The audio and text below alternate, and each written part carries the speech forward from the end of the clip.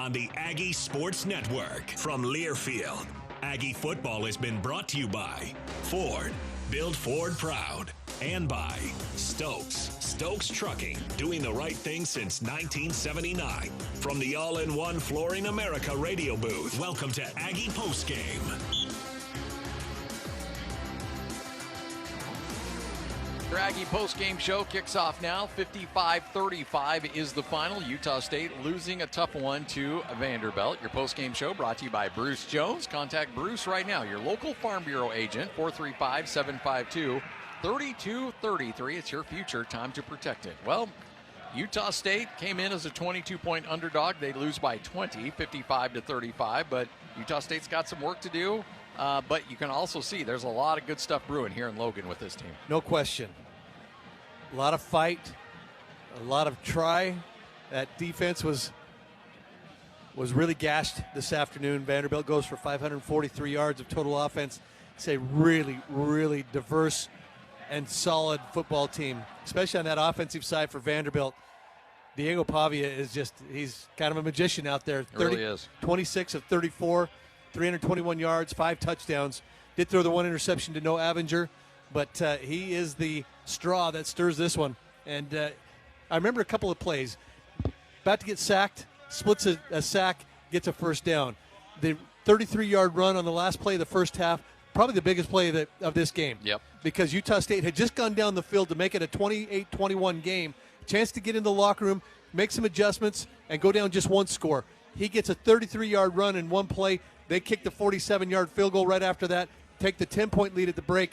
Utah State could never reel back in the Commodores at that point. And I think you bring up a really good point, too. That was, it was only a field goal. It's only 3 points, but it just felt like it deflated that sideline for Utah State when they were unable to cut that to a one-possession game at halftime. And what it also did is Utah State just didn't feel like they had an answer. Yeah. Because he could beat you with his legs. He can beat you with his arm. He can get whatever he wanted out there. Utah State just felt like they were just on their heels the entire ball game defensively. A couple of nice things, though, that you see from Utah State offensively. When Bryson Barnes goes out, and some of that was, banged up a little bit, but you want to get Jacob Conover some opportunities, and Conover comes in and goes 11 of 14 for 92 yards and 2 touchdowns. Most of that there in the fourth quarter. And so that's a bright spot. You see Braden Pagan again with 7 catches for 66 yards. But I think the most important thing that came out of this game for Utah State was the integration of the tight ends into the passing game. Brock Lane with 7 catches for 98. Josh Sturzer had 2 for 16, including a touchdown. So I think if Utah State can mix in the tight ends now with the running backs and with Brady Pagan and Brady Boyd, now you got an opportunity to be even more diverse offensively. But defensively, there's still some work to do for this Utah State football team. No doubt about it. Utah State loses this game 55-35. Dex Imaging, the nation's largest independent business solution provider, selling and servicing the broadest selection of copiers, printers, and data security solutions. Learn more at deximaging.com. We'll continue on with your post-game show next on the Aggie Sports Network from Learfield. For 80 years, West Motor Company has been helping Cache Valley drive home in a vehicle they love. And around here, people know Ford and Ram cost less in Preston. Right now, you could save over $10,000 off a brand new Ram heavy-duty Bighorn, or over $12,000 off Dodge Charger RT, and over $5,000 off Jeep Grand Cherokee. Say it with me. Ford and Ram cost less in Preston. Always have, always will. West Motor Company, 80 years strong and still driven to serve you. Cold weather is here, which means you'll be using your gas fireplace again. Let Advanced Fireplace and Stove, the 4-time Best of Northern Utah Gold Medal winner, help you get it ready for those cold Cache Valley winters. Schedule a service call with one of their service pros today and receive 20% off if you mention this ad. If you're building a new home, Advanced Fireplace and Stove can design and install a heat and glow fireplace. From traditional to modern, Heat and Glow has something for every design and every budget. Find out more at advancedfireplaceandstove.com.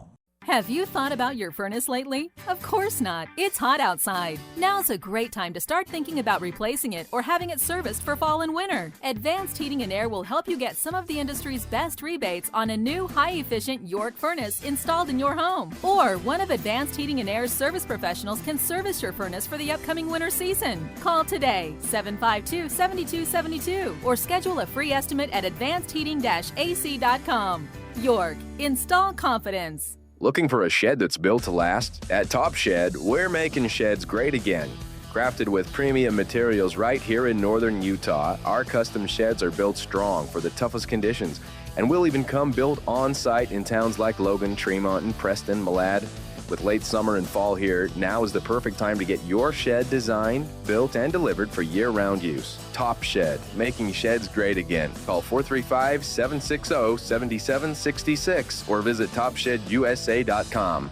This Aggie broadcast is brought to you by Primrose Home Care and Hospice. Exceptional home health care in the comfort of your own home. On KVNU, the Heritage Home for the Aggies.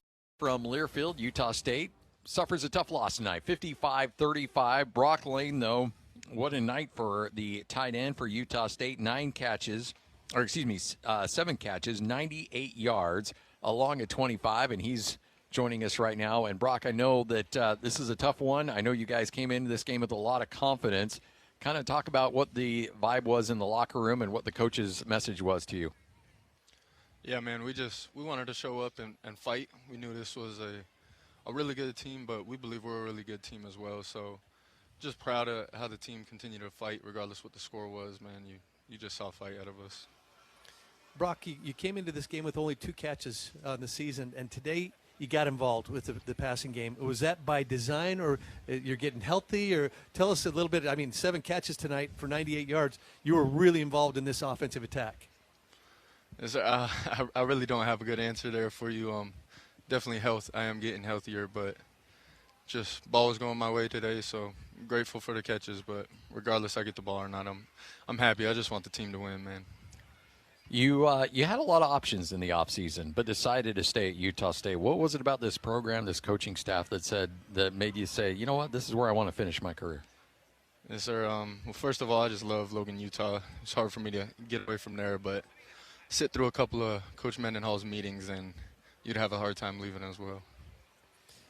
So you obviously Bryson goes down a little bit. I don't know where things are at there. We'll find out probably later in the week. But talk about the play of Jacob Conover that came in and played and made a couple of nice throws, including a couple 2 over the middle that were great balls. Yes, sir. Yeah, Jacob showed up in that game and just had confidence, man. You could see that he was ready to go. He prepares just so hard every week as if he's the starter, so it was no surprise he was going to go in there and have full confidence and sling that thing. You mentioned the fight in this team. At no point, even if the game wasn't going your way, did it feel like this team rolled over. Just how proud of you are you with that in relation to this game? Yes, sir. Yeah, exactly what you said. Regardless of what that score is, man, you will not be able to tell what the score is because the team's just going to be playing hard. So it's proud, and it's fun to be a part of a team that fights so hard. So do you believe that the bye week comes at a good time for you guys to now kind of get healed up and rested up just a little bit before you head into the bulk of the conference schedule? Right. I mean, you always want to come on. You always want to go into a bye week with a win, but glad we got it right now. Get healthy and get ready to go in Hawaii. Brock, we appreciate your time. Thanks for hanging out with us, and have a safe travels back. We'll look forward to catching up with you again here soon. Yes, sir. Thank you so much. That is Brock Lane, tight end for Utah State. A career night, to say the least, for Brock Lane. 7 catches, 98 yards. Josh Sturzer even getting in the mix with a receiving touchdown in this game as well. So 9 catches between those 2 tight ends for 114 yards and the touchdown from Josh Sturzer. So I like seeing Utah State now start to integrate the tight end into this passing game. And a couple things that did jump out at you. Miles Davis only had 6 carries tonight, Scotty, for only 4 yards. That is not going to get it done from your guy that's supposed to be your bell cow in the running game, Javen Jacobs, 4 for 63. You can see the philosophy of Vanderbilt to just gum up the line of scrimmage, then try to get you in 3rd and long and bring the pressure and get after the quarterback. Certainly is their formula that got them out to that 10-point lead at the break, and then in the 3rd quarter they were able to score 17 and kind of run away from Utah State there in the 3rd. Take another break. You're listening to Utah State football. Tough one tonight, but our Everlight Solar player of the game, that is Brock Lane, who had himself a heck of a night tonight. Your post-game show brought to you by Farm Bureau agent Bruce Jones on the Aggie Sports Network from Learfield. Dear rocky roads, the 2025 Toyota Tacoma doesn't flinch. Rugged twists, been there. Rutted turns, done that. With tons of top tech, Tacoma is tougher than any terrain. And when the dust settles, Tacoma's legendary resale value means confidence for the road ahead. Find yours at Toyota.com. Toyota, let's go places. Visit your Utah Toyota dealer today. Toyota, let's go places.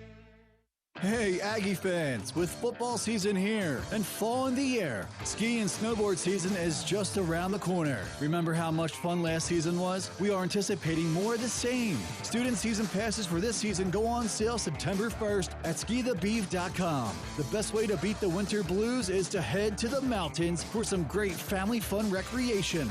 Don't let another year go by without getting in on the great times to be had at Beaver Mountain. And as always, think snow. It has never been easier to make the switch to solar. With Everline Solar, you simply take the money you already spend to rent power the old way and shift it over to pay for solar panels you own instead. We're helping thousands of homeowners go solar every year and growing fast. So we're hiring awesome people for all positions, including the industry's best summer and year-round sales program, as well as flexible work-from-home jobs.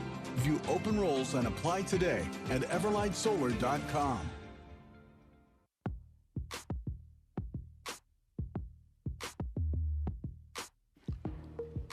All right, welcome back to Nashville, Tennessee. Starting to wrap things up here. Commodores get the win over Utah State, 55-35. Commodores remain undefeated on the season at 5-0, and they've got a tough stretch coming up where they'll take on Alabama, LSU, Missouri, and Texas and Auburn, all 5 ranked teams right now.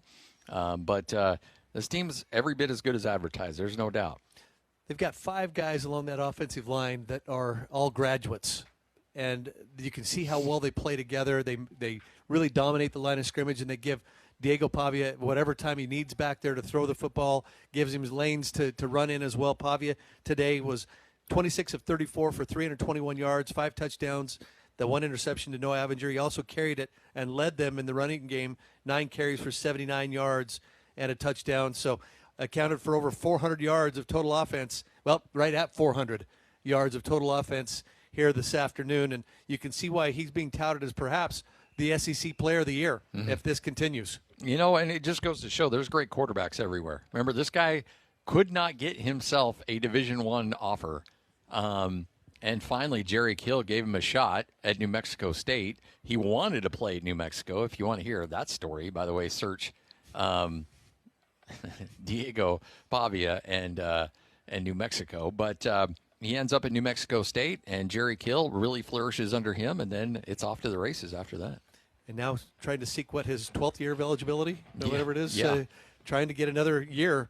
And you got to believe that he's making some money from NIL here, probably more than what he would do in the NFL. I don't think he's an NFL guy. He's not big enough and has the arm strength to be able to play at the next level. So, but he's really a solid. Almost reminds you a little bit of Johnny Manziel, the way he plays. Yeah. With his legs and the way he extends plays and his swashbuckling way of playing football. You're not the first person that's brought up that comparison. He's not the passer that Johnny Manziel was, but he certainly is, I think, as good of a runner and can certainly cause you all kinds of problems, which he did today. And Bronco Mendenhall, head coach of Utah State, kind enough to join us here on your post-game show. Aggies lose this game 55-35. Coach, overall, though, your team never seemed like fight was an issue. They fought their tails off in this game today.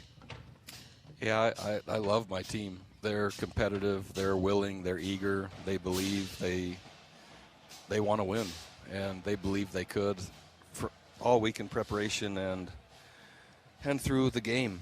Our execution and making critical stops at the right time, some special teams mistakes as well, and quite frankly, Vanderbilt's execution. Their quarterback's an exceptional player. Their offensive system is exceptional.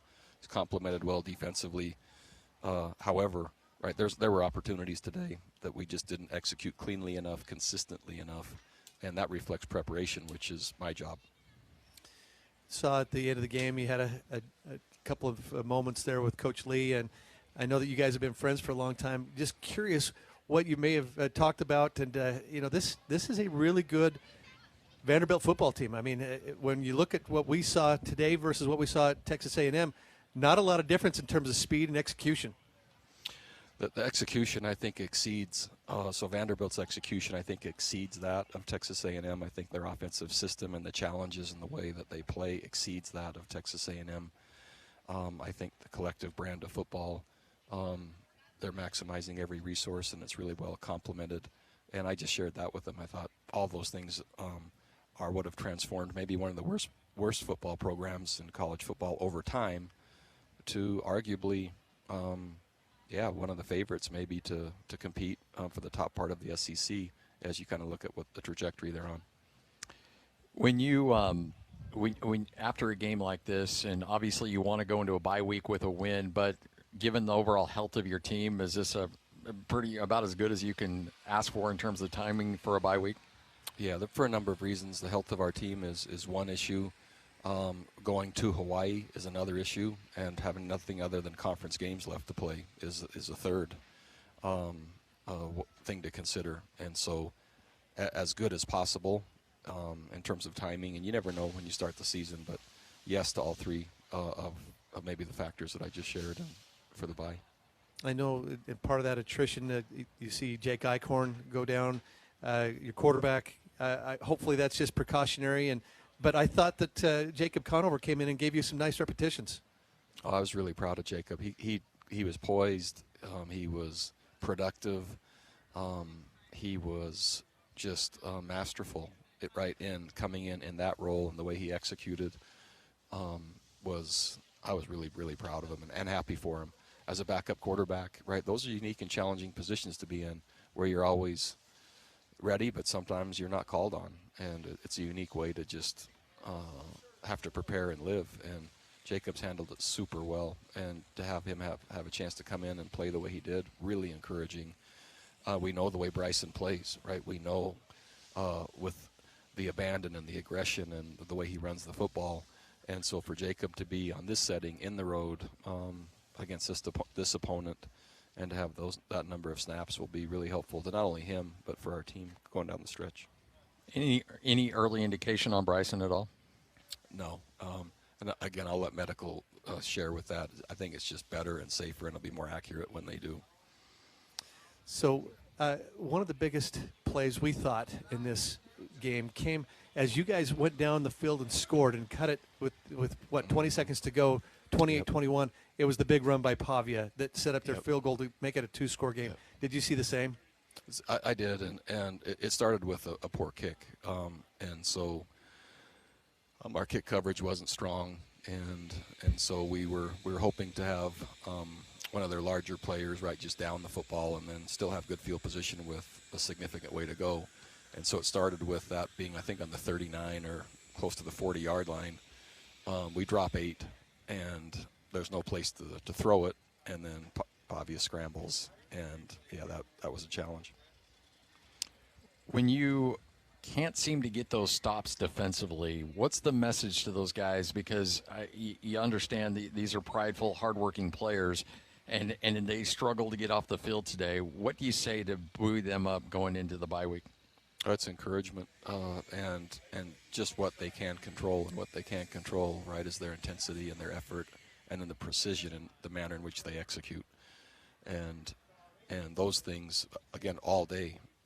Vanderbilt and they're really effective against anyone they play, but we didn't execute cleanly enough, specific enough, nor with the right intent to get off the field against that team today, and with that quarterback. And so they'll see what they can control. They'll focus on that, and then the coach's job is to adjust anything right that can give them a chance to be in better positions based on what we've seen so far to this point in the season.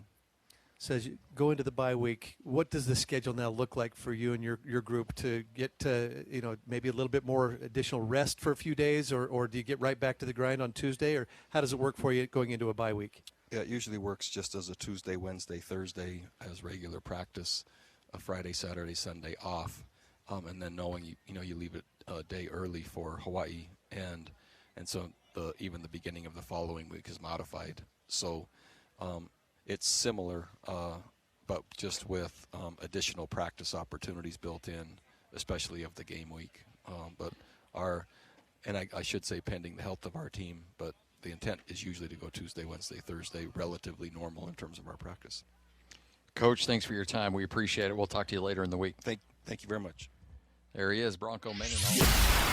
The game is over, and now KVNU Aggie Game Day continues with Aggie Call, the complete recap on all the action of your Utah State Aggies. We want your comments and questions about today's game. The phone line is 435-753-KVNU. The text line is 435-554-1175. Plus, more interviews and insights are coming as we break down the Aggie action with you in the Aggie Nation. It's KVNU Aggie Call with J.D. Walker, Stockton Jukes, and Eric Franson. 2:31, a gorgeous Saturday afternoon here in Cache Valley. Not the way we wanted the game to go, but the game we got. And now it is KVNU Aggie Call here on 102.1 FM, 610 AM, and around the world to Aggie fans at kvnutalk.com. And ladies and gentlemen, it is our first official group therapy of the season. And we made it this far in, guys. Stockton Jukes, Tyler Larson, Eric Franson with me. The Aggies not picking up the victory in Nashville. Some things to talk about, of course. If you want to get in on the discussion, you get to the front of the line. 435-753-5868. That's 435-753-5868. And the text line always open if you're a little shy and you don't want to talk to us. 435-554-1175. Now, Stockton, we watched the game together. I'm struggling a little bit over here on the Santa Claus optimism thing. Tell me what you saw from the game today. And please, my friend, walk me off the edge I'm sitting on in Logan Canyon. Well, listen, there were parts of that game that did feel worse than the A&M game. And I still feel like the jury's out on who the better team is between Vanderbilt and A&M. We might not know for a while. But the end of that game is going to make it easier for me to breathe for the next couple weeks for a couple reasons. We've seen a couple people talk about on X, a sign of good coaching is if you can just kind of hang in there with the backups, still execute with the backups. It also is a good sign of depth. Jacob Conover goes in there, throws for 2 touchdowns. I think he had 92 yards total. So he looked decent once Bryson went out, and hopefully Bryson's okay. But the reason I'm going to breathe a lot easier this week is because if he's not ready for Hawaii in 2 weeks, Jacob Conover looked decent. So I'm not upset if we do have to start Jacob Conover because we've got depth in a couple different places. I am concerned about the depth on the offensive line. I think that came into play today, especially once we saw Jake Eichhorn go out. That was a point of issue for the rest of the game. But Utah State still ends up losing this game by less than they did against A&M. And it's like they say, good teams win, great teams cover the spread. We covered. Eric, your thoughts on the Aggies' performance today out in Nashville against Vandy? This is a game where there are good takeaways and there are concerning takeaways. This is a team that scored 35 points. Nobody's been able to score 35 points on Vanderbilt so far. We saw Utah State get out of the gates, score well early, defend well early, but things that second quarter got off the rails for Utah State, and then part of that third as well. So there's that kind of middle chunk of the game that got out of hand for Utah State. But career night for Brock Lane, getting the tight ends involved, that's great. I thought we saw some nice runs from Javen Jacobs. So there's some good things here, but defense has still got things to work on. Giving up 55 points, Pavia does whatever he wants, and Vanderbilt was outstanding on third down. So a lot of things Utah State still needs to work on. Tyler, what did you see out there for the Aggies as they dropped this one 55-35 to the Commodores? Yeah, sticking to my optimism side, I think there is a lot more development and growth that they keep showing both sides of the ball. So, I mean, that despite the score, I think we're trending still in the right direction. Thing I'm getting nervous about is I think Utah State has a boogeyman looming when it comes with the last maybe 3-4 minutes of the half and then going into the second half. It's starting to scare me a little bit because whether you want to try to stop the momentum of the other team or continue to carry over the energy that you have going into the game, it's something that we're going to have to work on. So one of the things that came up, injuries in this one, Eric, I'm going to start with you because one of the first conversations we had about 18 months ago when I started in Aggie Game Day and Aggie Call was the quarterback situation. We were talking about Petrus and Barnes and Conover, and I was inquiring about that. We had that talk, and this is the first real action. We saw a little bit of cleanup action against McNeese, but Conover came in against Vanderbilt after Barnes went down, and your thoughts on his performance? Yeah, I know. I got a little not heated, but I was upset that Utah State didn't feature Conover more last week with McNeese. And today we did see a lot more of him. But in the time that he played, I thought that the offensive scheme was, I think he handled it fairly well. He throws for 92 yards, 11 of 14, pretty efficient. Gets the team into the end zone. Actually throws 2 touchdowns. So, yeah, there were some nice things about Conover. I think the offensive game plan kind of shifted a little bit with him under center. But, I still would have liked to have seen more of him in McNeese just to help prepare him for more moments like this. Hopefully he doesn't have more moments like this, but just in case. So, hypothetically, your confidence level with him I think going into Hawaii, if he had to take the QB1? I think he can manage the offense. I think it just puts more pressure on guys like Miles Davis and Javen Jacobs and others to really perform well to help him out. I still don't feel like he's a guy that's going to win you a game, but he might be able to at least help you manage the game. Just totally on the spot here. Arm strength between Barnes and Conover? I haven't seen too much of Conover. I saw him zip some balls around, so that's interesting and curious to me. But do you have any thoughts on that, or not enough to see? Still kind of a small sample size. Okay. It still looks like Bryson's the better thrower. But I don't know if we have enough of a good, solid sample size just yet. So one of the keys for the Aggies has been offensive line, Tyler. To the giving up sacks, we saw how they did against UTEP, or UTEP, McNeese, everybody else, and also Texas A&M. Facing Vanderbilt, only 3 sacks. A little bit concerning on the tackles for losses because there were 5 more of that, but only 3 sacks. Eichhorn goes down.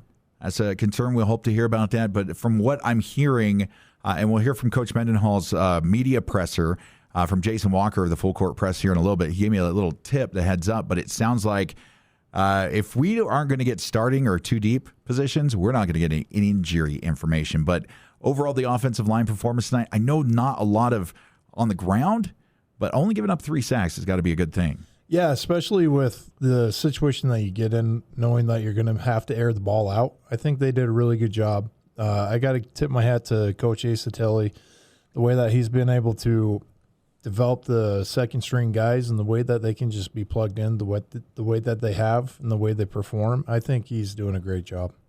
So we're here for you on KVNU Aggie Call. We're going to go ahead and take our first break here in the afternoon, but want to know you are invited to be a part of the conversation. Phone lines open right now, 753-KVNU. That's 753-5868. The text line open at 435-554-1175. That's 435-554-1175. We'll be back with more insights. Also hear from Coach Mendenhall a little bit later as Aggie Call continues here on KVNU. No matter what the conditions, DD Auto and Salvage can get your vehicle up and off your property. Now is the time to plan to make extra cash by calling DD Auto and Salvage and moving that old vehicle. Let them pay you for that junk vehicle. DD Auto and Salvage makes it so easy to get rid of your junker vehicles, paying you the most money possible. If you have metal, DD Auto and Salvage in Logan wants to pay you today. Call 787-1204. That's 787-1204 today. See store for details. Old McDarrell has a farm and appliance farm with down-home country prices and big city selection. E-I-E-I-O. When you're looking for a friendly spot to drive a little and save a lot, hey, Old McDarrell has a farm and appliance farm. Low overhead, but lots of country charm. See Darrell's Appliance in beautiful downtown Benson. The patio is open, the chips are endless, drinks on tap. You know it's got to be Cafe Sabor, Cache Valley's best Mexican restaurant, gold winner in the Best of Northern Utah contest. Experience Locals Day every Thursday with a huge burrito, endless chips and soda, only $7.95. That's a complete lunch for just $7.95. Finding any lunch under $10 is nearly impossible. Every Thursday, drinks, chips, and massive burrito, just $7.95. The patio, the sun, the fun at Cafe Sabor in the historic train station on 6th Weston Center in Logan.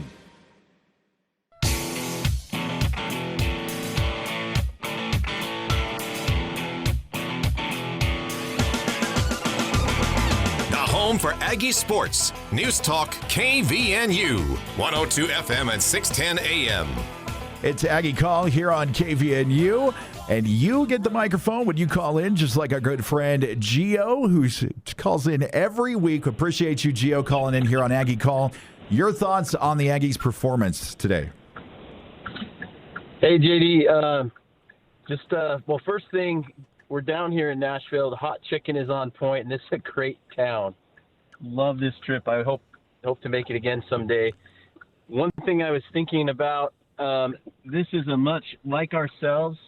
This Vanderbilt team deserves a much better atmosphere than they get. That was a Mountain West atmosphere in the SEC. It was crazy. That doesn't take anything away from how good their team is. And the fans were great, with the exception of one guy who I turned around, and turns out he was in a New Mexico State T-shirt of all things. So, anyway, Can you blame him for being a little grumpy? well, he seemed to have some Blue Aggie some problems with us, and I can understand that. You know, we beat up on him all the time. So, but anyway, the offense impressive, just great. Nice to see Conover get some minutes. Brock Lane had a huge game. And I know we would have loved to see better running from the O-line, but anytime you put 35 points up against an SEC team, the O-line played well enough to win, and I think that's something to build on. I really hope Bryson's going to be okay, even though I'm less worried about how we would be without him, but I hope we don't have to find out. This team's tough. I feel like the wheels came off on defense, but I trust Bronco to get things back together and get their heads back together. And because I don't care where you're playing, if you score 35 points, you ought to win the game. So, but I think they'll get it back together. And overall, I'm encouraged. So, any update on Eichhorn or Barnes? Okay, so Ike, one of the things is Eichhorn. Eichhorn and Bryson, from what was released in the media press conference that Jason gave me a heads up on, is that he's going to kind of play it close to the chest. We're not going to really get any medical updates. Right. He said he was going to wait until he heard from the medical team. So that, with the way he plays the depth chart and the secrecy, is probably not going to be something that we'll get much news about. So we might not know much until a week from Thursday, when their week of game with their matchup against Hawaii, when the Mountain West says you have to release your first availability report in a conference game. Yeah, they're gonna release that probably 20 seconds before deadline. It's gonna be in 12 days. Hey, Gio, perfectly timed bye week. Yeah, right. Hey, Gio, are you traveling out to Hawaii?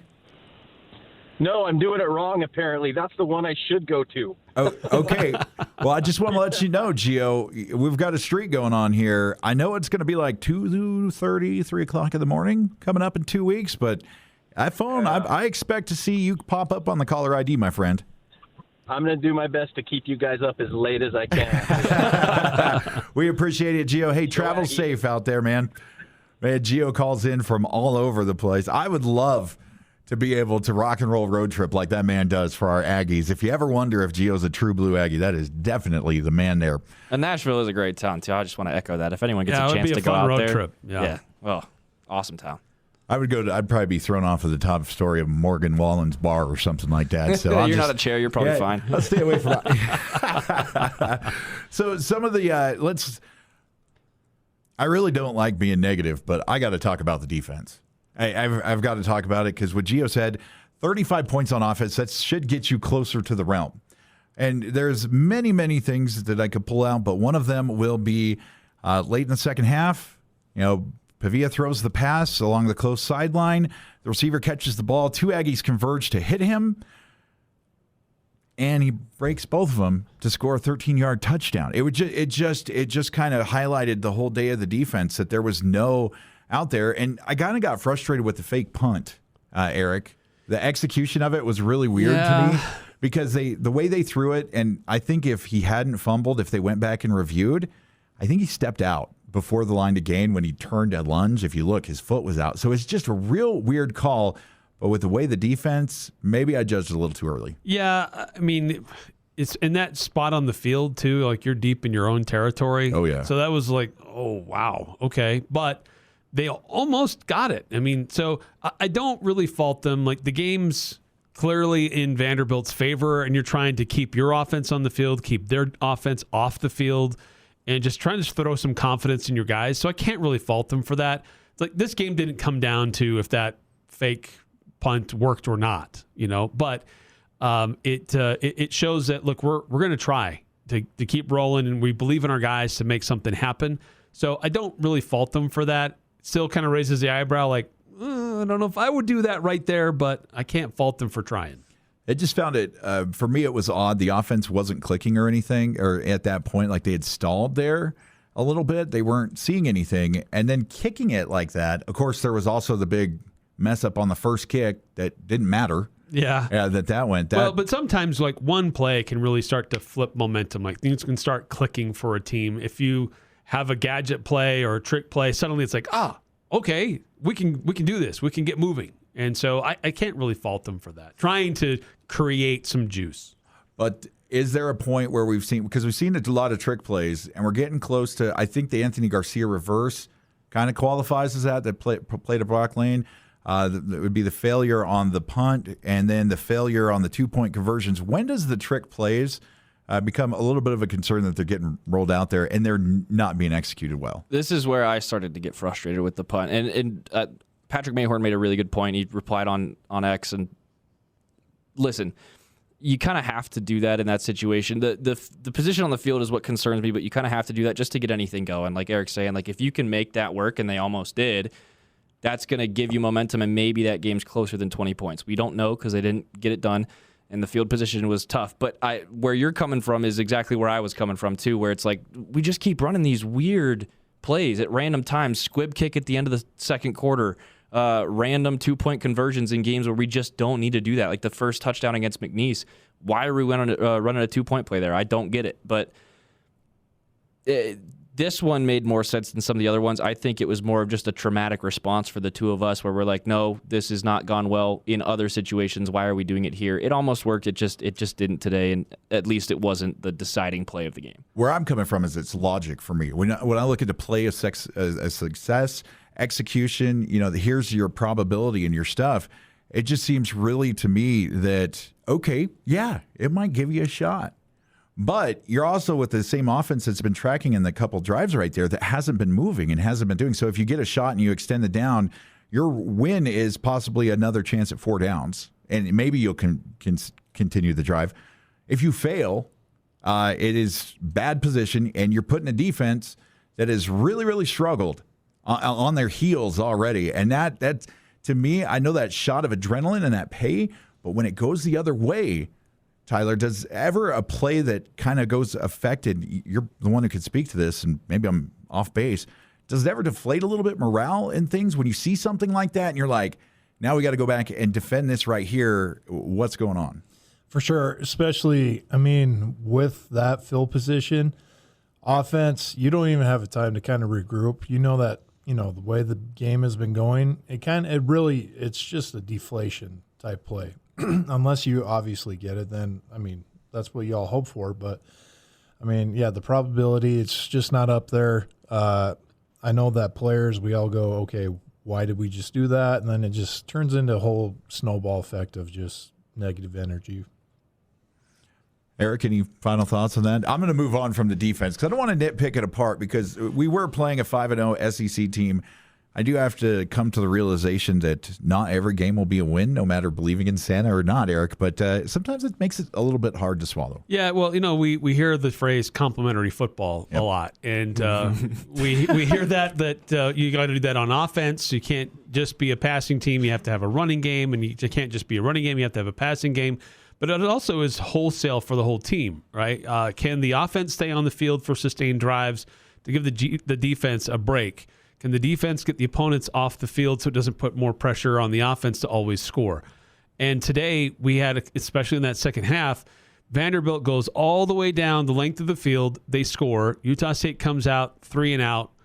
You got to roll that defense back out again, and they come all the way down and march up and down the field. So the offense had to try to sustain drives. And so for that play, it wasn't really working. So they had to try to throw something out there to manufacture a sustained drive. So I can't really fault them for that.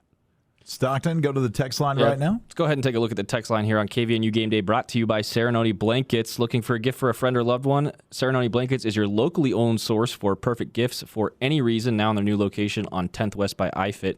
24-44 starting us off. I'm proud of the effort by the Aggies today, especially the offense. Scoring 35 on the road at a top 20 ranked SEC team is no small accomplishment. Barnes played great. I hope he's okay. Hopefully we can get some information about exactly what the injury was soon. Don't hold your breath. But I do have to say that I was pleasantly surprised with what we saw from Conover. I wish the defense had played a little better to keep it closer late, but I still love where we're at heading into the remainder of conference play. I'm a little concerned with conference play. UNLV and Boise State's defense, from what I've seen, I'm not too concerned. I think the Aggie offense will navigate that. I'm more confident with Bryson, of course, at that helm. But the defense facing like Boise State and UNLV and Hawaii and Fresno State, none of those teams have Diego Pavia. Yeah, I understand. But if you look at every go out, and the excuse will be garbage time. And I don't believe that should exist on the field with athletes that are trying to hold their spots. Tyler, am I anywhere out of range when I say that the defense should still, their job is to still stop? And Air Force putting up extra in the second half, McNeese able to be to move the ball at all. And then this showing, I'm kind of concerned about the defense a little bit. And that's the thing. It might be garbage time. It might be the end. But these are still 11 athletes on the field that are trying to keep their position on the team. Yeah, I don't think you're off at all. I think you have that competitive nature when you're out there. So, I mean, you against McNeese, you got to have the pride of wanting to close them out completely, have a shutout game. So it's just the garbage time. I think that's just a bunch of hoopla. It doesn't really matter. Guys need to show that they can continue to compete no matter what the situation is. So I'm right there with you. I'm a little bit nervous with this defense. Aaron? Yeah, I think that to one of the points here from 2444 too, it's just that the only thing that stopped Vanderbilt effectively today was the clock. Outside of Utah State's first offensive possession, anytime that Vanderbilt had the ball, they scored. Well, there was the one turnover. They threw the interception. But outside of that, every time they had the ball, they found points. Mostly touchdowns. There were a few where they held up and they only got field goals. But that the Utah State defense, there was a lot on them today. Yes, Utah State scored 35 points, so the offense helped out some, but they struggled to have longer drives to give that defense a break on the sidelines. And part of this explosion that happened in the middle of the game was that the Utah State offense couldn't get them off the field. The Utah State offense couldn't sustain drives, so the defense was on the field a ton.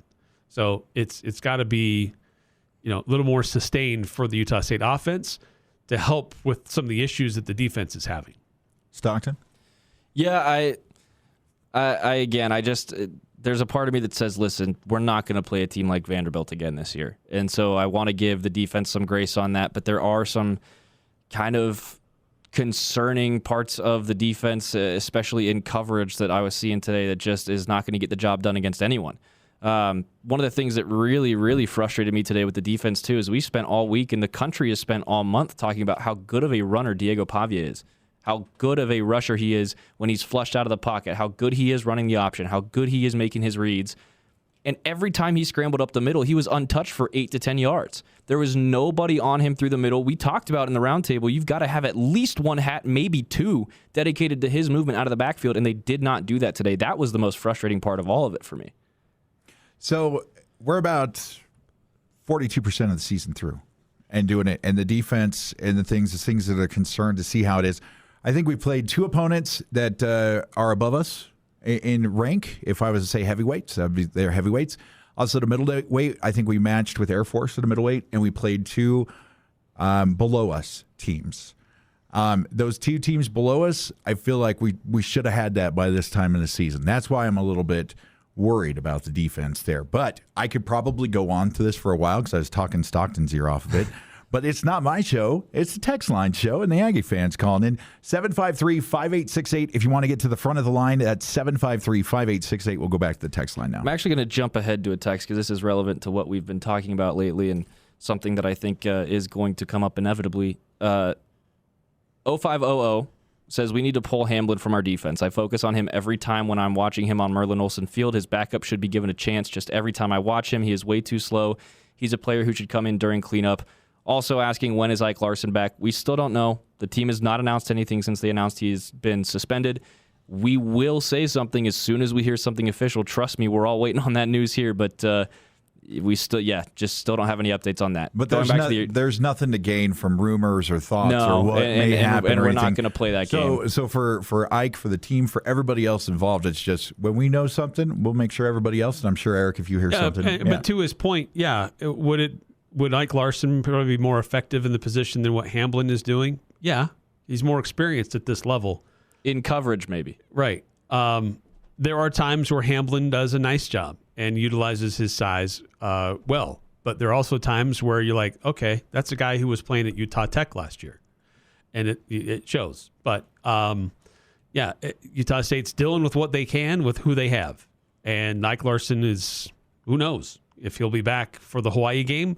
It'd be great if he is, but I'm not holding my breath either that Utah State's going to bend over and change their philosophy and what they should do to try to beg him to come back. So I don't know all the details there. We've talked about this ad nauseum as far as what the rules are to get him back, what he needs to do, or any of that. All I know is he's suspended, and it's to be determined when or if he comes back. And we're going to go ahead and take another break here on Aggie Call, and you're always welcome. Text line open. Stocks and the number, please. 435-554-1175. When we come back, we'll get to the rest of that 0500 text before the Ike Larson stuff. Absolutely. We'll do that. Sorry about that. We'll get to it right after the break. 753-5868. That's 753-KVNU. Life is hard, so making sure you find that perfect woman is important. You need someone that will be by your side through the good and the bad. Once you have found her, show her that she is special with a beautiful diamond ring from Jerix. Yes, it is all about the romance. At Jerix, you won't find a more intimate setting. Where you purchase the ring might not be as important as who you choose to marry, but it's pretty close. Jerix fine jewelry. Make it special. Make it Jerix. Express Tire. Tires for less. Safety and comfort on the road are Express Tire's top priority. As a Point S team member, count on peace of mind with an inclusive warranty that includes nationwide protection. Any brand, any size, better pricing. No appointment necessary on the highway at 3200 North Main. Express Tire. Tires for less. For 80 years, West Motor Company has been helping Cache Valley drive home in a vehicle they love. And around here, people know Ford and Ram cost less in Preston. Right now, you could save over $10,000 off a brand new Ram heavy-duty Bighorn, or over $12,000 off Dodge Charger RT, and over $5,000 off Jeep Grand Cherokee. Say it with me. Ford and Ram cost less in Preston. Always have, always will. West Motor Company, 80 years strong and still driven to serve you.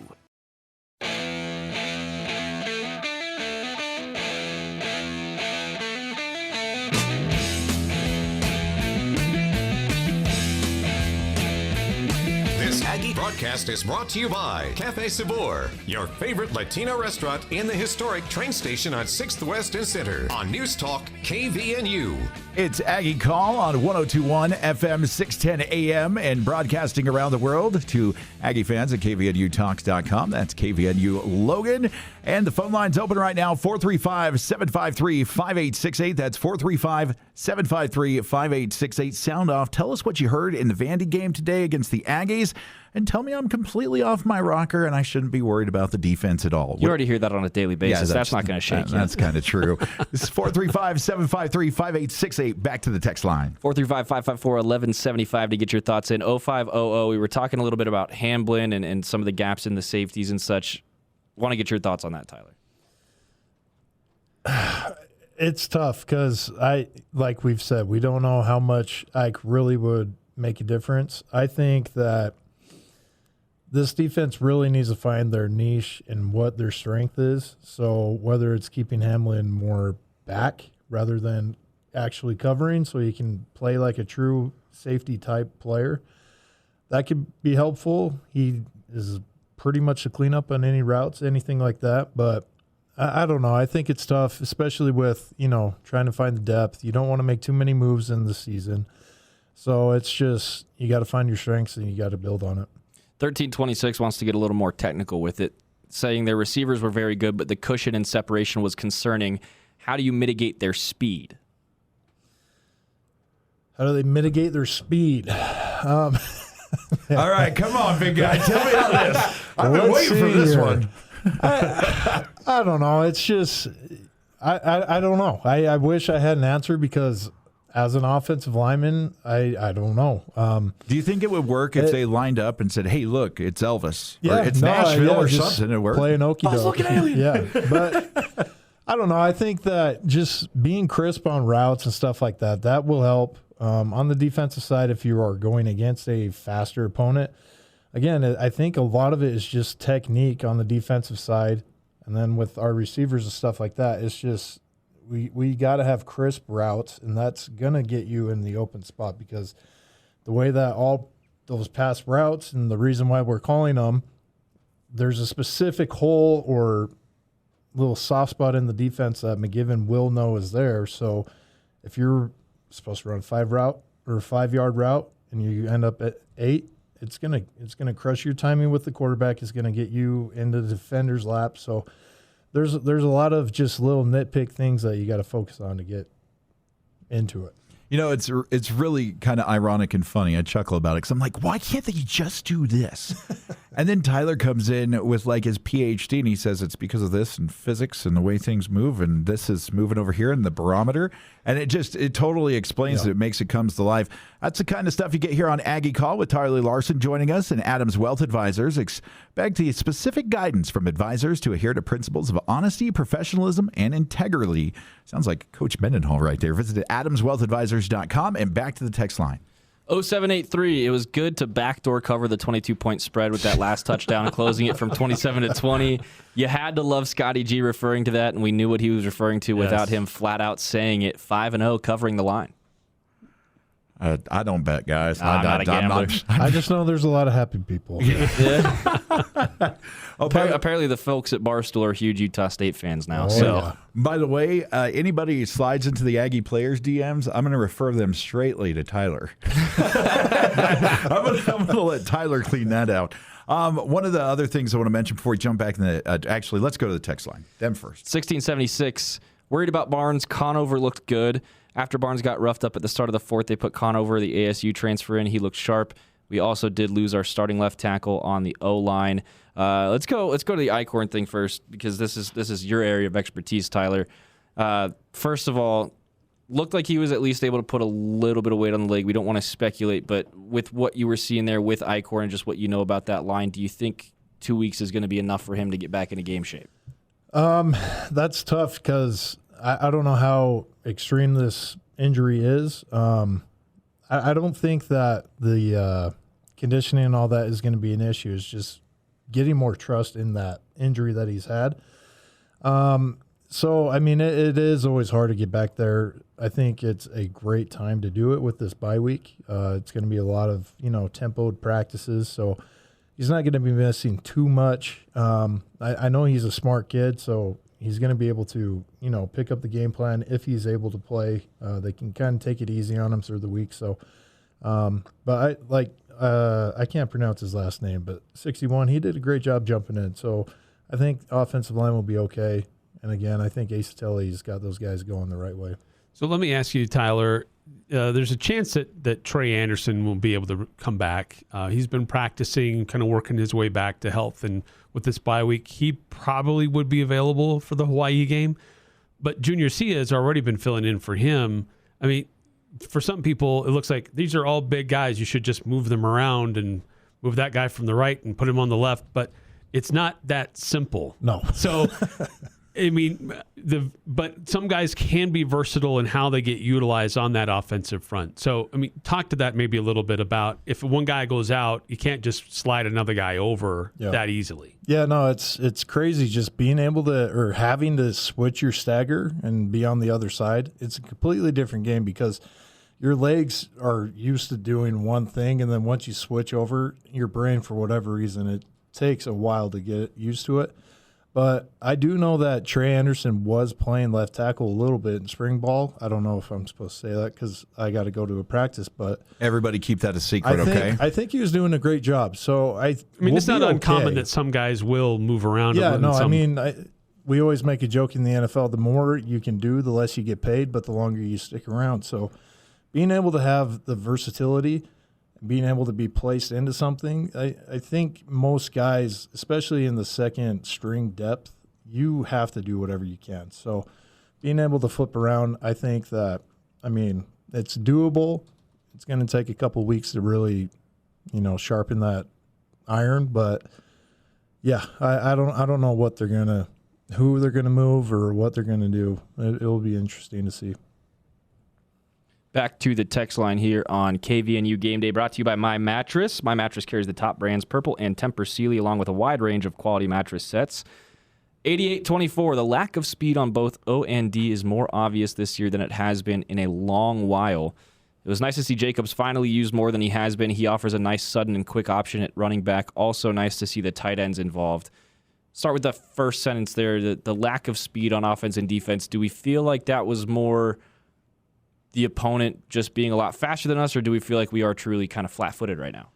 That's what I was going to say. This is the first year that we've played two SEC teams. I mean, I hate saying it, but it is a huge step going against SEC players. So it might stick out a little bit more. I don't think it really was that noticeable with the other three games that we had. I thought they looked quick against Air Force. Right, yeah. So I don't think it really is that big of an issue. I think SEC, there is a huge step of ability and athleticism, but I don't think it's that noticeable. Now, talking about Javen Jacobs, he has been nice. Obviously, Utah State having a tough run game today. Miles Davis getting a reception, touchdown, not really doing much out of the backfield. Javen Jacobs, 4 carries for 63 yards. He did break off that 58-yarder, but then 3 carries for 5 yards total. Kind of a tough day for the Aggie running backs. Again, feels like that is more to the level of the defensive line that they were facing and the size differential between, the run defense and the offensive line, the blocking they had in front of them. But yeah, Javen Jacobs has been a really good player, and it's nice to see him get utilized more. I'd like to channel my inner Johnny Cochran to present a case to Mr. Stockton Jukes, or his honorable Jukes. Javen Jacobs, does it make any difference that he had 6 receptions for 48 yards, too, to add to that rushing? It helps. It helps. I like that Utah State was able to use a lot of different options in the pass game. It looks like they had 1, 2, 3, 4, 5, 6, 7 different guys catch a pass, and all of them caught more than one. 4 guys with 2 catches, 2 guys with 7, and Javen Jacobs with 6. So it's nice, but I think one of the things that we were keyed into before this game, we talked about it in the roundtable, is we needed to see an efficient run game from Utah State, take some pressure off Bryson. They weren't able to do that today, and that's where I got a little bit kind of behind the ball in terms of morale. Yeah, and yes, it was nice to see Jacobs with that big run. Take that one play away. He had that one play for 58 yards. You take that one play away, then he has 3 carries for 5 yards. Yep. So we saw something nice on one play.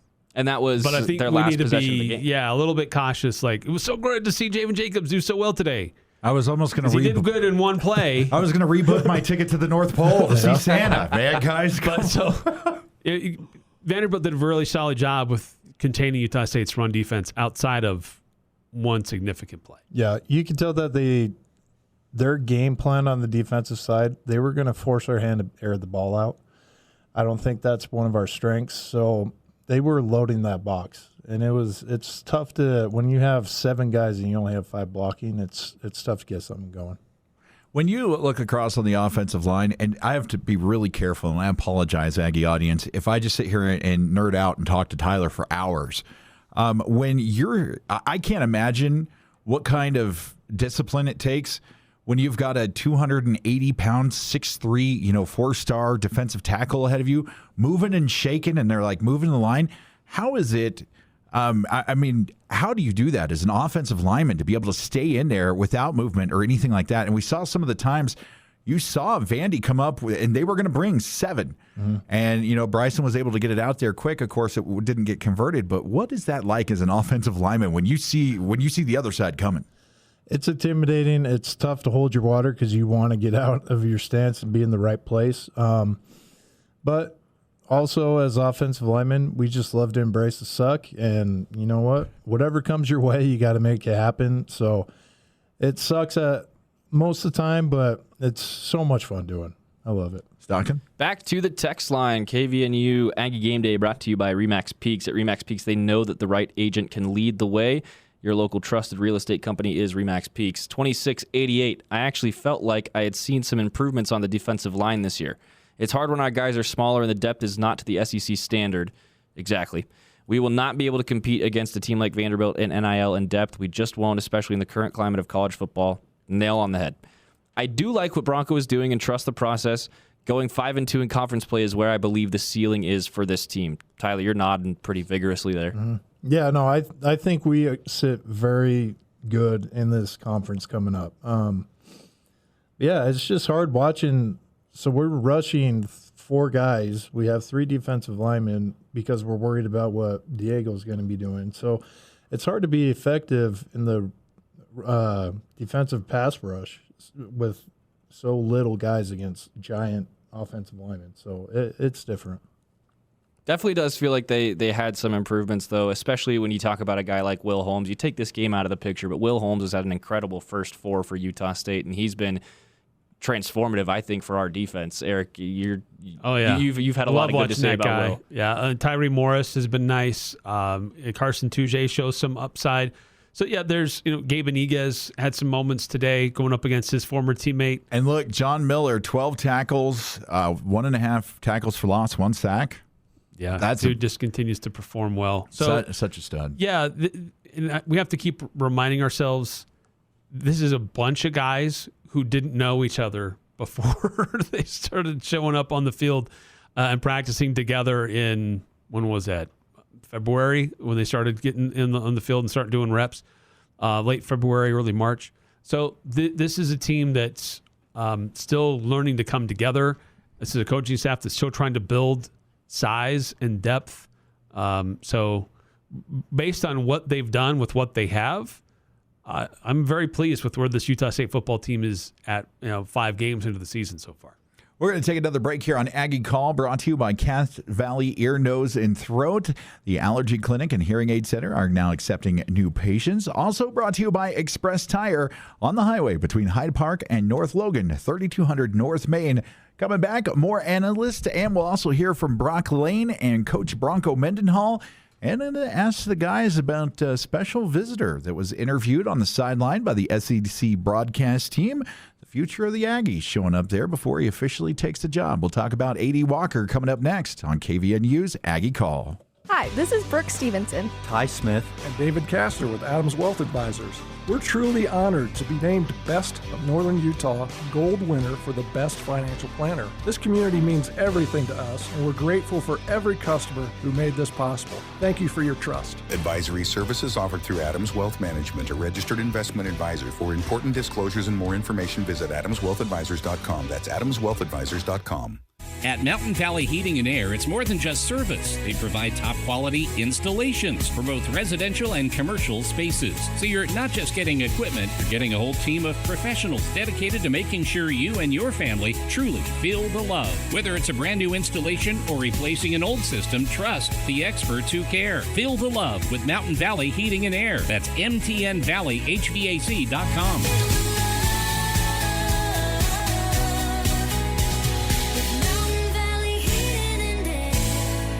Addiction is the one thing that everybody knows about, but not many people talk about. If you're finding yourself in a situation where you're struggling with personal addiction, or maybe you love someone who's struggling with addiction right now, our friends at Renaissance Ranch have a place where you can go for healing. And they focus on more than just the addiction. They help your family heal too.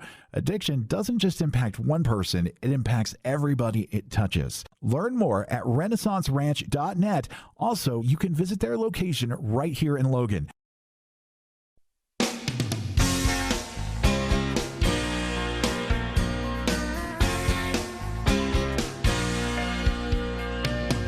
It started way back in 3rd grade. Welcome back to KVNU Aggie Game Call. I'm JD Walker here with Eric Franson, Stockton Jukes, and Tyler Larson. And getting your thoughts, and saw something pretty cool there, Stockton, on the game show for the SEC Network. Sorry, having a little bit of a technical problem right now. The interview, Coach or AD Walker showed up on the sideline. Share a little bit about that. And your thoughts. I didn't expect to see him showing up out there in Nashville. I know he's, from Tennessee, obviously, but they were pretty complimentary. Yeah, no, it looks like I think he traveled with the team is what we were hearing. And super cool to see him get so involved in Aggie athletics days after being announced as yet. His position doesn't even start for 10 days. He's not officially the athletic director yet, and he's still traveling with the football team. He was at soccer on Thursday night. He gave free pizza to the student section. He's been all over the place. He's been fully bought into Utah State athletics, and he's really leading by example with what he was saying. Listen, we need more Aggies in buildings. We need more butts in seats. We need attendance to go up. This is a team that is playing well. I know that today they learned some tough lessons, and it didn't look pretty the whole time, but, they'll be back in 3 weeks, and they deserve to have a full stadium. They're playing like a team that deserves to have a full stadium, similar to Vanderbilt, where, we heard from Gio, they're not getting the attendance that they deserve. That is a real good football team that I think is going to be in the top 15 on Monday. We've got to lead by example with, how we lead this athletic department, and Cameron Walker, 5 days into it, before he's even started his contract, is doing that very well. Such a different vibe. And from the limited time that he's been on campus and interacted with people, everybody seems so excited about having him at the helm, and excited for the movement for the program forward. And he's got a lot of work to do. There are a lot of different feelings in the community about the athletic department, about his predecessor, about things that have gone on within the department, outside of the department. So, yeah, he's got his work cut out for him, but there's some really positive things moving forward, and I really feel good that this is the guy to get us there. And you can join the conversation right now, 435-554-1175 for the Aggie Call text line. Also, the phone line's open right now, 753-5868. That's 753-KVNU. Stockton, how's the text line look over there? Are we clear? Or we do have one more coming in here from Go ahead. 5662. Love the fight in this team. Refreshing to see them fight until the end. Please, no more ranked SEC teams. Well, I've got good news for you. There are no more on the schedule. I think this team stacks up pretty well with the rest of the Mountain West. Stay relatively healthy, and anything can happen. I agree. I'm seeing some people on social media saying, hey, Utah State, they might be the favorites right now. I don't know if I'm going that far, but we're definitely making those UNLV fan bookies down in Vegas think a little bit harder about Utah State football. And probably a little bit to think about it. Well, but yeah, you're right. Utah State is looking better, but the rest of the conference is not really standing out. Like, there's nobody that's like, okay, they're going to be in the Mountain West Championship game. Like, nobody. Looks like they're separated themselves from anybody else. So it's a pretty wide open field, and why not Utah State? You got to improve their defense, but they're making some interesting progress, and they're a fun team to watch. And right now we're going to go ahead and listen to Brock Lane's post-game comments. Going to be a little bit different. Going to cut up the audio a little bit and play it for the guys to kind of get his thoughts The question audio a little too quiet for broadcast. So here's Brock Lane, and we'll follow it up with some comments in between his here on KVNU. Okay, we got tight end Brock Lane. Brock had I know you were sitting there. Always a blessing getting the targets, but at the end of the day, man, we want that win. We want to walk into a SEC program, top 20 team, and beat them. But grateful for the targets, of course. We're going to go on to the next comment right there, but just want to have you pay attention to the inflection in Brock's voice. Brock, Mark Greenwood for KSL.com. And we couldn't get rolling on first and second down, kind of left us third and long, and good pass rush out of them, good DBs, good linebackers. I mean, they're a solid team, so you get behind the chains like that, it's going to be tough to get any yards and to score the way we were scoring in the first and second. Initial thoughts, guys, here in Brock Lane's comments here on Aggie Call from the postgame? Well, I mean, it's look, he went down to the Air Force game. It looked a little scary. It was in the first half. We didn't see him back in the second half. Were we going to concerned of how much we may have seen him against McNeese? He did get in there a little bit, but seeing a healthy Brock Lane is a really good thing for Utah State. He's a dangerous weapon. He's a great pass catcher. He's a solid pass blocker and helps out in a lot of different ways. A very versatile player. And to hear Bronco talk about it a few weeks ago, how this guy got emotional with the team, telling everybody about how many different people tried to tamper with him and get him to leave. And to hear him today after the postgame talk about how much he loves Logan, loves Cache Valley, and loves being with Coach Mendenhall. What a great asset. What a great ambassador for Utah State. And I've got to give you your props, Mr. Franson. You came up, we said he loves Cache Valley. I said, man, he should have his own flavor of Aggie ice cream. Sir, unleash it on us right now. Yeah, Aggie ice cream should rename an ice cream in his flavor. Call it Brocky Road. Brocky Road, I like it. You hear his voice out there in the postgame. What do you take away from that as a former player? A coach now, looking at that stuff, what do you hear in his voice? Yeah, you can tell he just loves the game. With such a good game that he had, and, I mean, he can't even celebrate, really. You can hear it that his voice is torn up. I think that's a true reflection of how much he cares about this game, and I think it's a reflection on the rest of the team of how much he wants to do it for his guys and how much the rest of the team wants to do it for him. So I think it's a awesome thing to hear just how much pain and anguish he has in this. Stockton, your thoughts on Brock Lane's comments? Yeah, I think that, again, it just really illustrates how different the culture is with this team this year. These are guys that genuinely came in here believing that they had a chance to win, and they did. They have the capability to win games like this. I think they believe that. I think that they're starting to make everyone else believe that. And they're disappointed with the fact that, you know, for a large part of the second and third quarter, they got blown out. Like, it got ugly for a little bit. They did well to recover, and they didn't, you know, end the game as a blowout. They actually put the smallest margin of victory on Vandy this year and scored more points on Vanderbilt than anyone else has this season by 2 possessions. But still, they lost by 20, and that's going to sting because this is a huge opportunity for a program like Utah State to go into the SEC, win a big pay game, and I say that hesitantly. And he's a big, intimidating man, isn't he? He's scary. He is, very much so. Yeah. And they just, you know, couldn't get over that hump. And I think something else that kind of stings about games like this, and I'm not speaking from experience, obviously, so Tyler, tell me if I'm wrong, but you go in there and you play against guys where it's just you're just getting physically beat for 60 minutes. It's hard to keep up with them, and that can be physically exhausting but mentally exhausting too.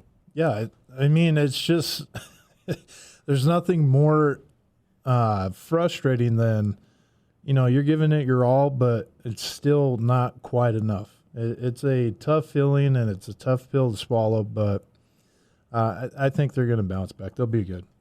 And so thinking about that, you know, actually, it kind of puts things in a different perspective, thinking about this as almost a prize fight, 12 rounds. So one of the comments I've seen on social media thing is the gas, hanging with them and, you know, running out of gas. And maybe there were a couple times sputtered, but I don't know if they ever ran out of gas, Eric, because I don't see this team giving up as it played. They were still trying to execute, still trying to put points on the board, even after Bryson went down. And in my view of it, it looked like he fell on the ball. Like the ball, he came down on it in his shoulder somewhere in that area. So we'll keep attention to that. But the defense, the offense, they didn't stop trying to fight out there and execute.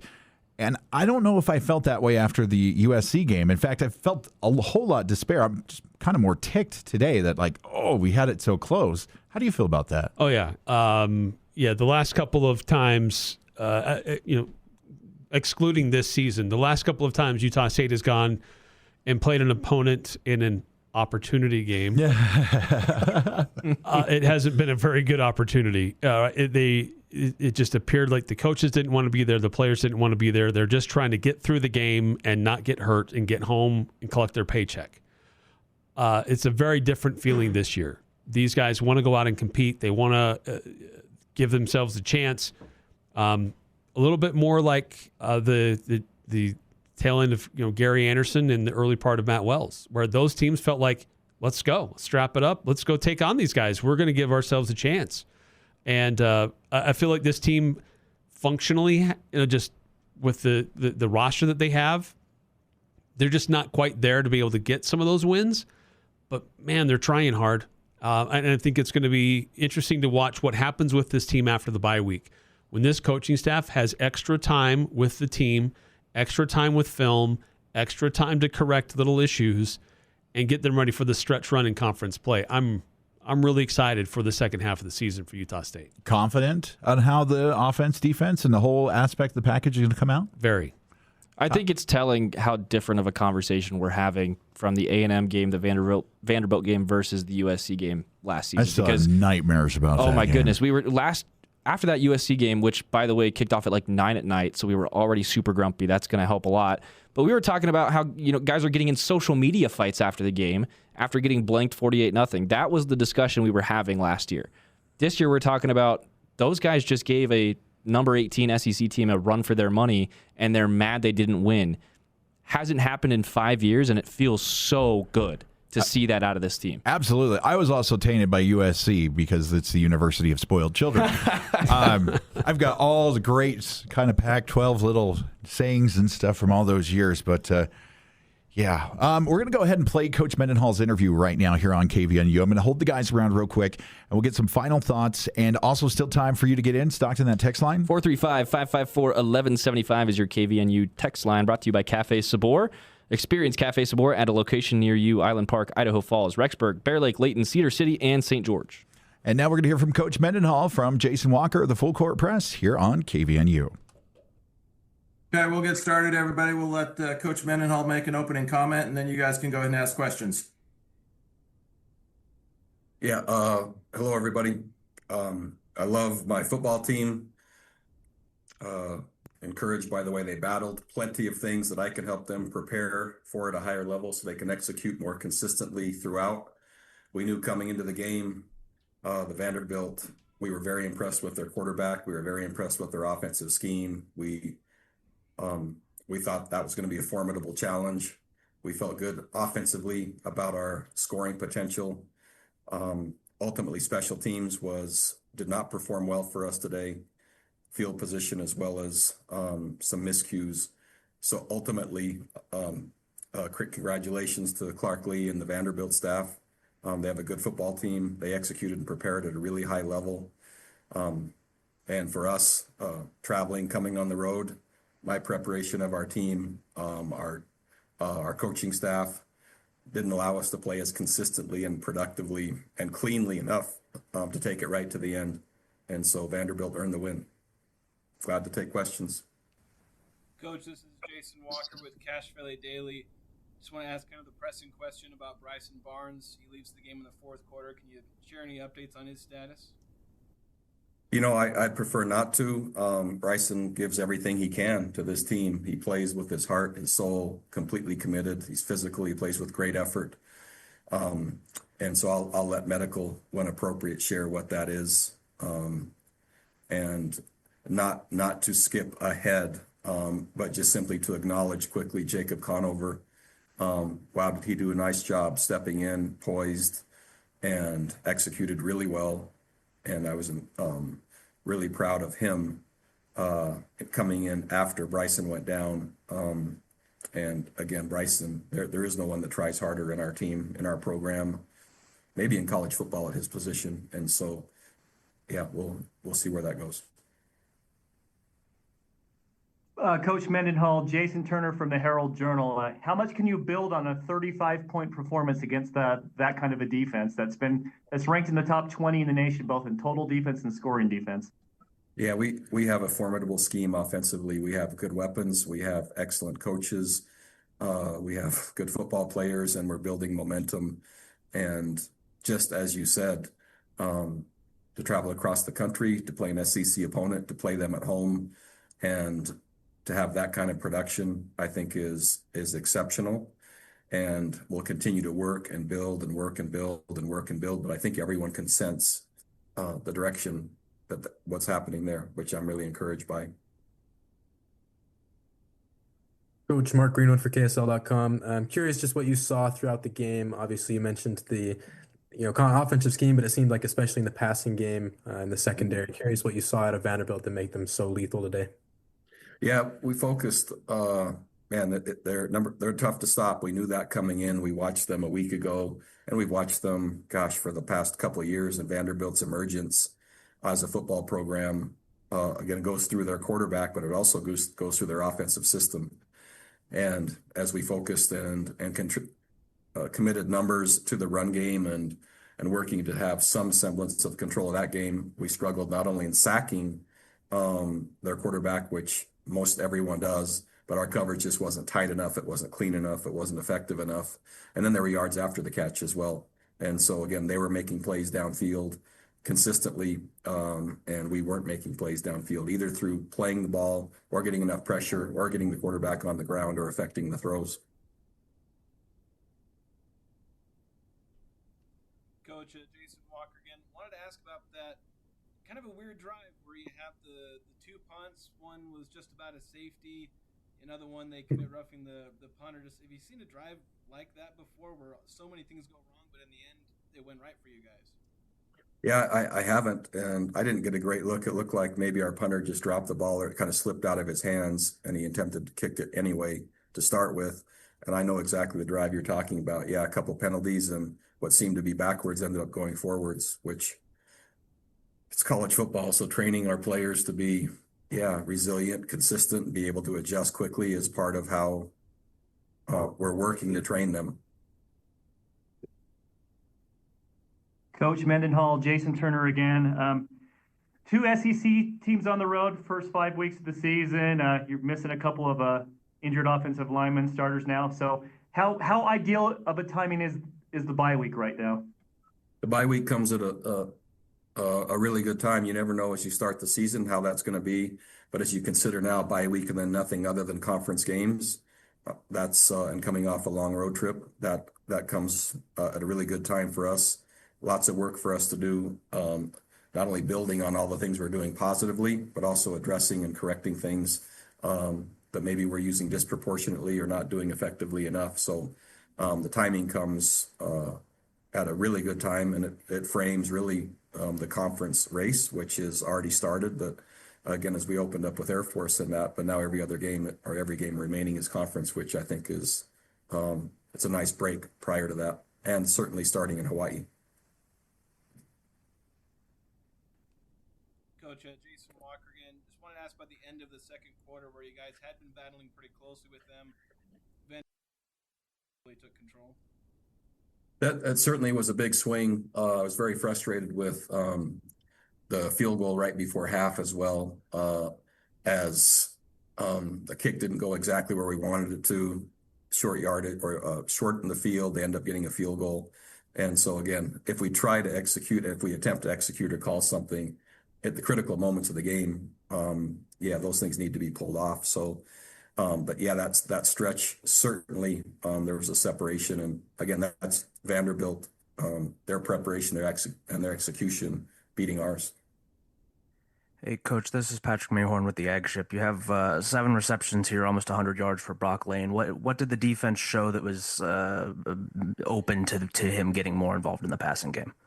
Well, so Brock's sitting right here. He's waiting to come on and visit with you, and so is Noah Avenger. But Brock's a really good football player. Man, he's fast, he's agile, he has excellent hands, he's very experienced. And the matchups on the outside for Vanderbilt, they were doing a nice job there. Once there's some action fake, meaning RPO, et cetera, and as they started to have safeties move a little bit higher, not only in quarters but cover two, then Brock was doing a nice job not only finding kind of the seams behind the mic and on the play action throws, but doing versatile things outside. So I think we, meaning he and I both, have kind of been waiting for which game it was going to be, that it was going to be, oh, here he goes. And so perfect timing as Brock's been battling injuries and coming back. And I remember coaching at New Mexico a year ago and just watching all the film and being very impressed. So health, experience, and opportunities kind of coming together for us at the right time for Brock. Coach Mendenhall's post-game thoughts after the Aggies come up a little bit short out there in Nashville, 55-35 as the Commodores take care of business. And some final thoughts here on KVNU Aggie Call as we're getting ready to wrap things up on this beautiful Saturday afternoon. I don't think you're going to get much better for the rest of the year, probably 78 degrees outside and sunshine.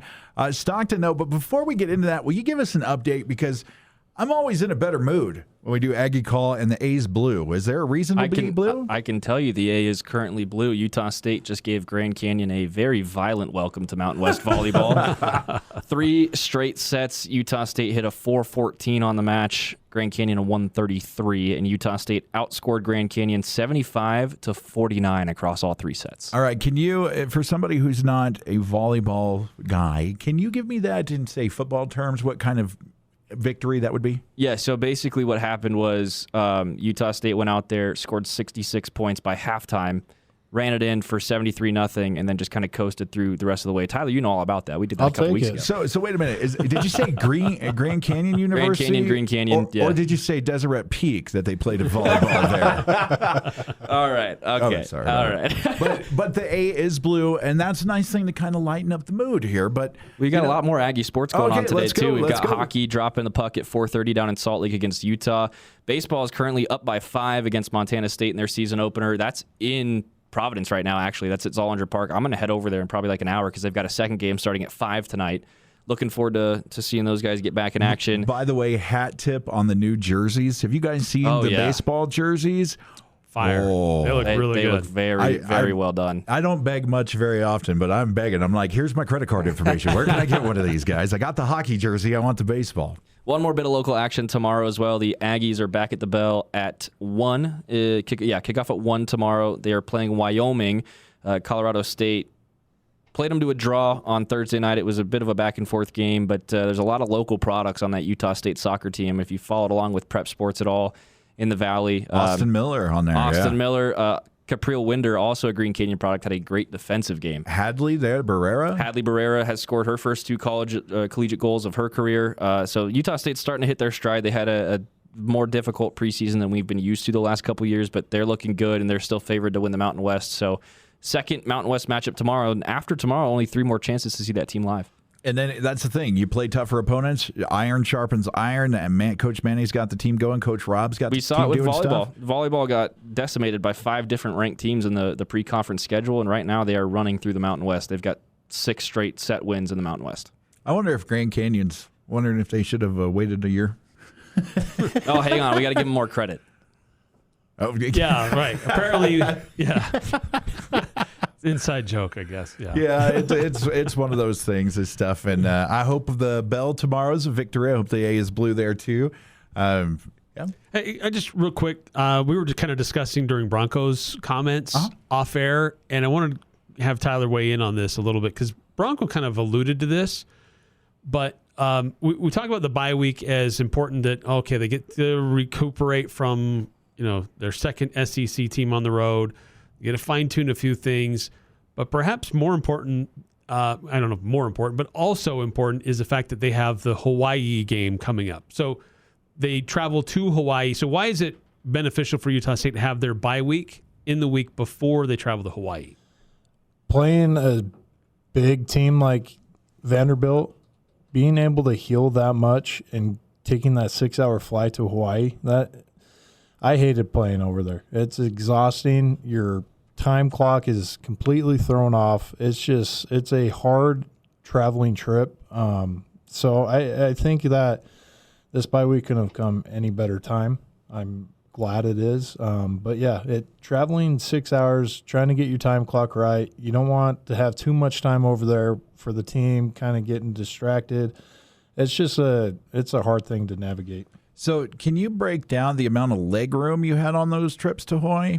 We flew coach. It wasn't great. Luckily, I had a little guy next to me. It was Mathis. The punter? It was nice. So I had a little bit of breathing room, but yeah, no, it's not a comfortable flight. Poor guy talks about how he never wants to fly on a flight anymore because he's with you.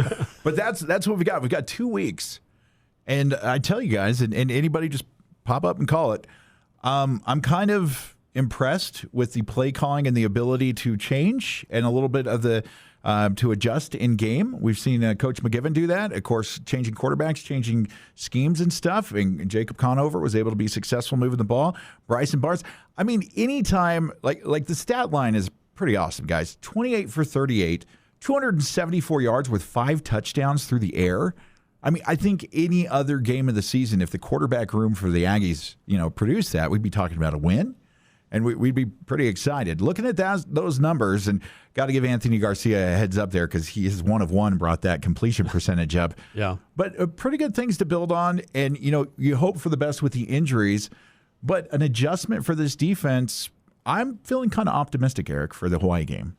Right. I'm with you. The offense, I think, is there. I like that the mix in play calling, the versatility in personnel. You can have the same personnel out there and throw them in so many different looks that you don't have to do big substitutions for different packages. Like, you have that available to you with the offense that you have. The defense is the unit as a whole that needs more work.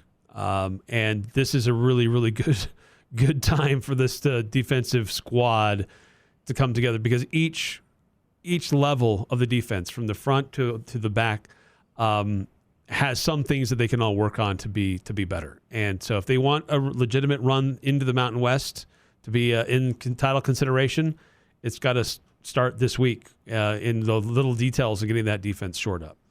Tyler, as a player, when you look at this, and you got 2 weeks to prepare after a game like this, or any game for that, and then you're preparing for the opponent, what's your mindset after a loss like this going into the next couple of weeks?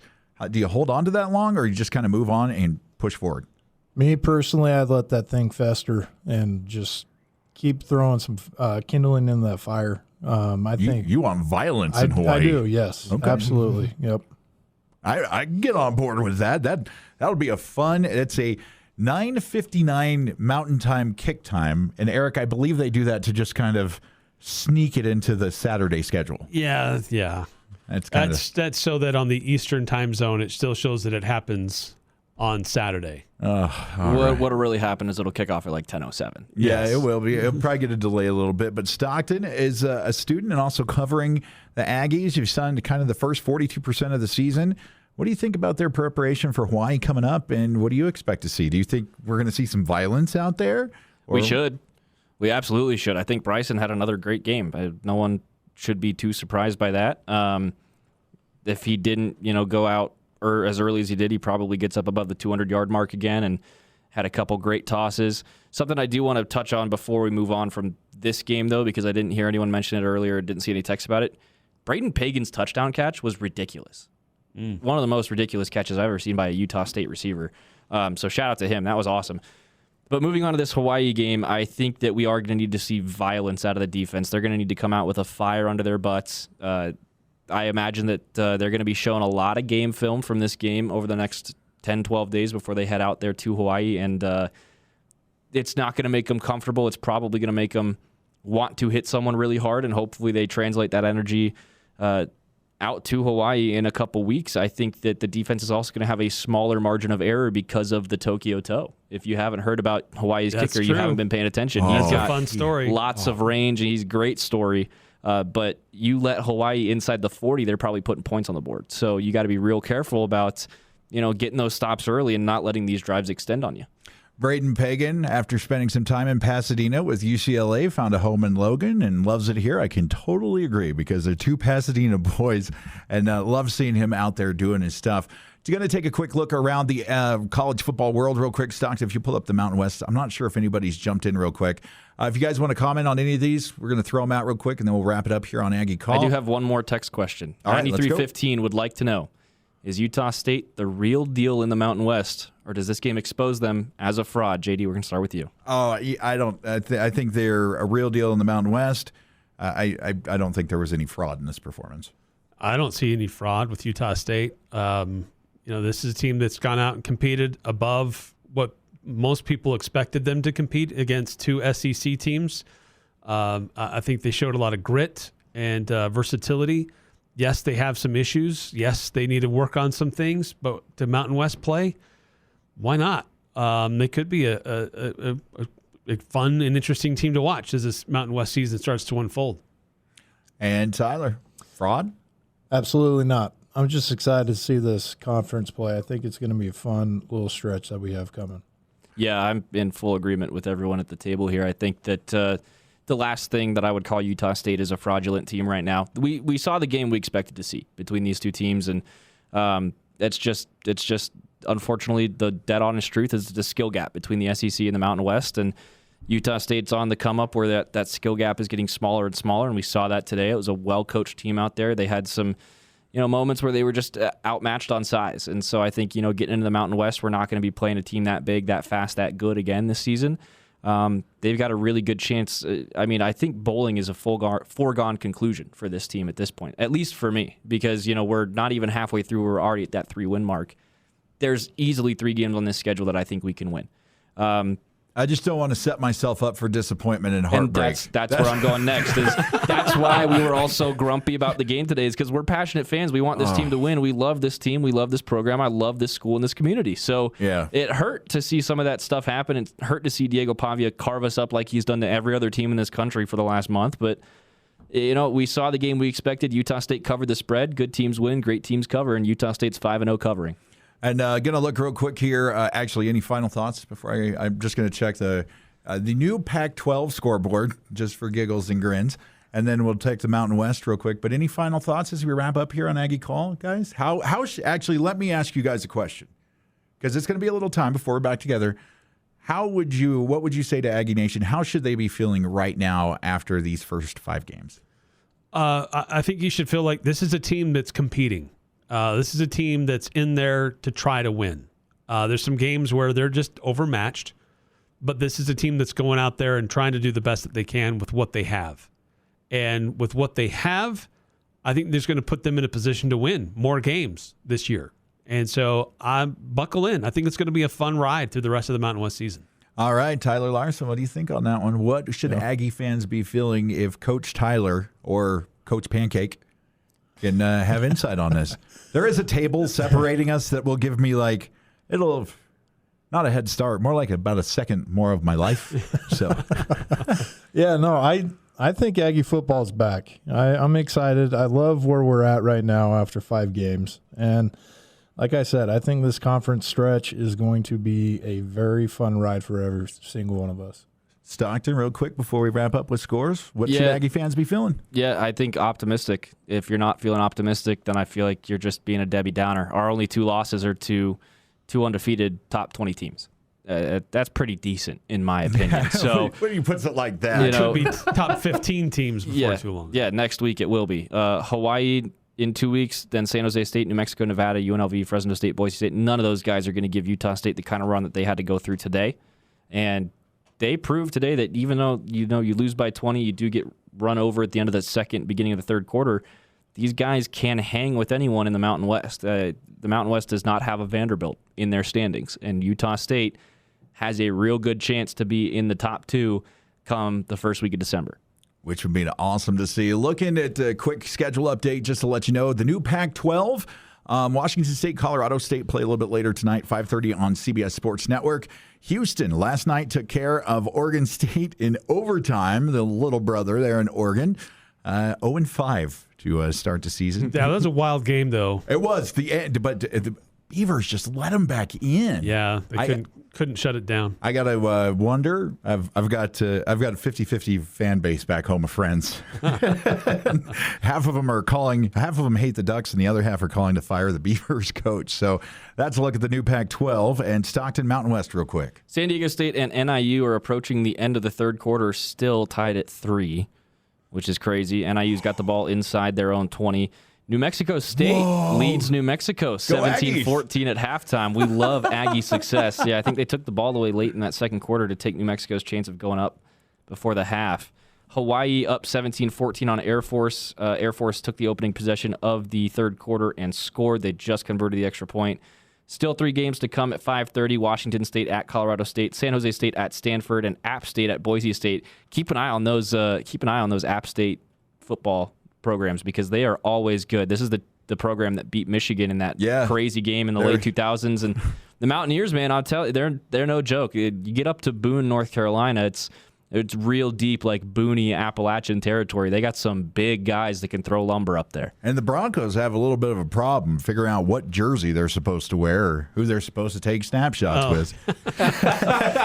Yeah, the real controversy with the basketball team heading down to the Utah game last week and all wearing Utah gear. Taking a picture with Dave Portnoy and then posting it. Became quite the controversy up in Boise. Wouldn't you love to be in a little fly when Coach Leon Rice heard that? Oh, it would have been beautiful. Still my favorite part of that weekend, though, is when Dave Portnoy dresses head to toe in Utah gear and picks Texas Tech boldly on national television. Well, that's going to wrap it up for us here on Aggie Call. It's at about 78 degrees outside. We're going to join Handle on the Law in Progress. Going to take a little hiatus for a couple weeks. We'll be back with you for the Hawaii game. It's going to be a late night one, so get comfortable. But we're going to be with you all night long as a hopeful Aggie win. For Stockton Jukes, Tyler Larson, and Eric Franson, I'm J.D. Walker. I hope you have a good rest of your weekend. Stay safe out there, and we'll see you next time here on Aggie Call.